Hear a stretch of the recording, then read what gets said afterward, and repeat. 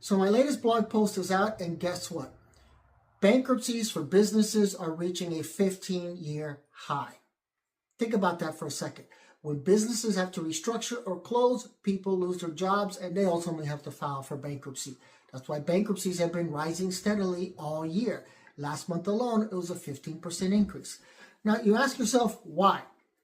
Well, I went back to my prior blog post, and at least in January this year, I was saying the tariffs are going to cause all these bankruptcy issues for businesses and individuals. Guess what? I still don't understand why people continue to argue in favor of tariffs when we realize it was all a lie. If tariffs are so good, I argued once, why stop at 10%? Why not 100% tariff? If 10% brings in trillions, which it has not even remotely close, why not 100% tariff? Because tariffs ultimately tax the company that imports the product, and guess what? They ultimately tax it, pass that expense to you, so it's a tax to you. It's like a hidden tax. And yet, here we are. Bankruptcies continue to rise. And I've never understood this concept of tariffs, because the reality is they even were taxing tariffs on products that we don't have. So the idea was to say, well, the product is made here. Let's force people to buy this product here so it's cheaper than importing it. That makes sense, although the fact is we pretty much don't make anything. So I have this battery here as a perfect example. If we don't make this battery, why would we tax it bringing in? Which is exactly what's being done with coffee and bananas. And then you wonder why Rand Paul has started the no coffee tax bill. He's already submitted it to Congress.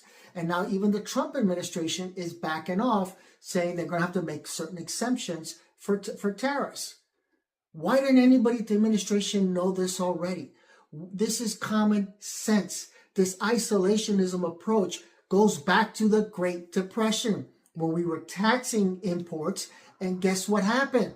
We went through the Great Depression. And now, what are we seeing? We're seeing the recession kicking in. At least 1/3 of the states are, according to Moody's top analysts, is in a recession, and we're feeling the pain. And even worse and worse and worse, the administration will post on social media how wonderful things are going. And I'm going to say it again and again and again. Your eyes don't lie. When you go to the checkout counter at your local supermarket and you realize you're paying more, when you have less money in your checking account and more debt in your credit cards, then you know the tariffs aren't working. They have never worked, and they never will work.